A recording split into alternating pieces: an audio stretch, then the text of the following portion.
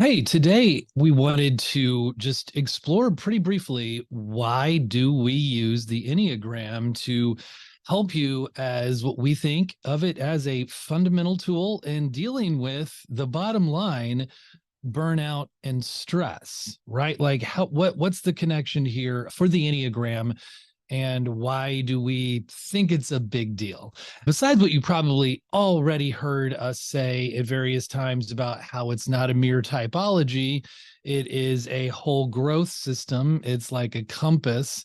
Besides that, I wanted to just say this is without any notes, without any big agenda here, just overall, this is why we use the Enneagram. Because when you begin to know your type, you also immediately have a whole bunch of correlative data points that give you a general and sometimes even quite specific view of how your personality operates. It doesn't mean it's how you operate. Sometimes we become very identified with our personality and think that it is who we are. Not necessarily true, but that's not what this particular video is about. When you know your type and subtype, you immediately know something like, well, what's your underlying operating emotional procedure, which is, we call it the passion. You've probably heard us talk about it before.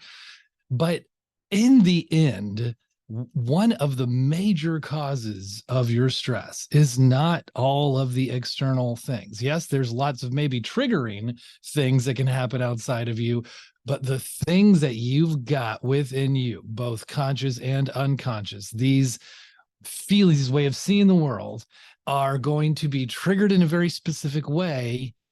These emotional patterns, they will keep you in stress. So one of the brilliant aspects of the Enneagram is that it gives us three centers of intelligence to be able to look at, which is very integrative with lots of other models. Lots of other ways of understanding ourselves and the world. And that is through understanding the lens of just how we function in our bodies, how we function through emotions and what we call the heart center, and what's going on in our heads and our beliefs. In the end, it is about emotions is what keeps our stress alive, and the vehicle for keeping them in place are our thoughts, our belief systems. So when you know that you are a 1 through 9, you immediately get an idea of, like, say, well, let's start with 8 as we normally do. If you're an 8, lust is your passion, you automatically know what's going on in an emotional way related to lust. With 9, it's sloth. With 1, it's anger. 2, pride. 3, self-deceit. 4, envy. 5, avarice. 6, fear. And 7, gluttony. Those are emotional patterns that you immediately get to be able to self-observe. You immediately begin to see and try to understand better as you're experiencing them. And so, like a compass, it directs your growth path. And that's just the emotional work. I mean, it's huge right there. I think that just said a whole lot that I'm not aware of any other assessment tool really even coming close to being able to do. Another huge reason that we forget about wings. Like, wings were an interesting theory. Yes, it's fine to know about them, but what in terms of doing your work in stress and burnout, knowing your subtype, we really emphasize that. So we talk about passions, these emotional underlying patterns, is the Enneagrams of enormous help. Within that, I also mentioned centers of intelligence.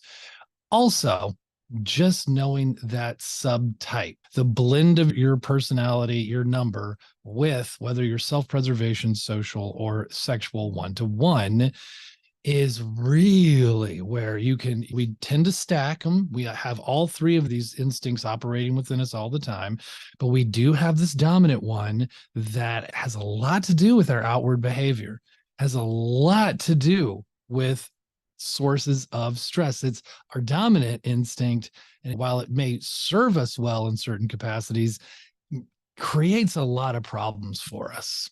Let's put it that way. And then we have one that's probably more or less in the middle, and we probably have about the healthiest relationship to that instinct. And then we have this repressed one. So it's good to know not only about the dominant one, but the overall order, if you can, through self-observation, really come to an understanding about that, because there's different work to be done taming, like being kind of stern with and knowing how to do that with your dominant instinct, and differently with your repressed instinct, how to gently be able to bring it out, nurture it, and let it function in a more normal and healthier way. So those are two main reasons why we use the Enneagram. We also do look at what's going on in the head through the Enneagram, through fixations, defense mechanisms, because back to emotions, when you're having those emotions and you're either repressing them, unconsciously holding them down, or suppressing them, just consciously, I am not allowing myself to feel or try to understand what's going on with this feeling. And then in our heads, it's like our heads are a survival mechanism that creates stories, beliefs, rationalizations, justifications, any kind of excuse, to even like saying this stuff is a bunch of hooey. This doesn't make any sense. I don't believe this. That's the way that our ego is trying to just say, keep right where you're at. Maybe we don't know where else this is taking us. You know where you're at now. It may be kind of miserable in a lot of ways, but at least it's your misery. It's your special blend.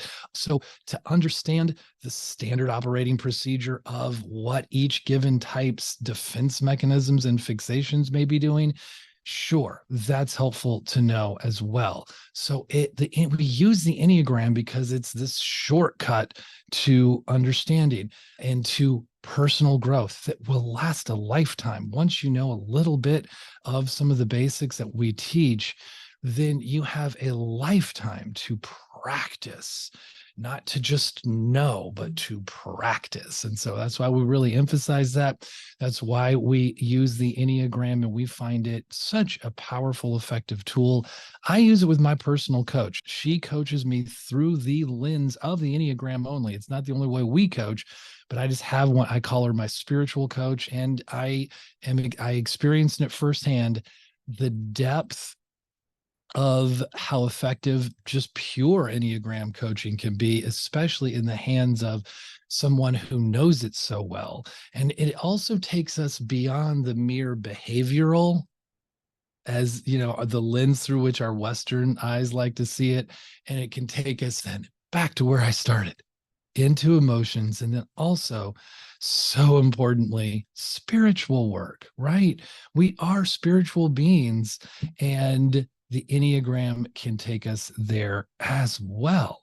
So while it is a mere tool, it's a heck of a tool, and it's alive, it's dynamic, and you can use it in very basic ways, just kind of endlessly describing your personality and others, which is how a lot of assessment tools in the end are used.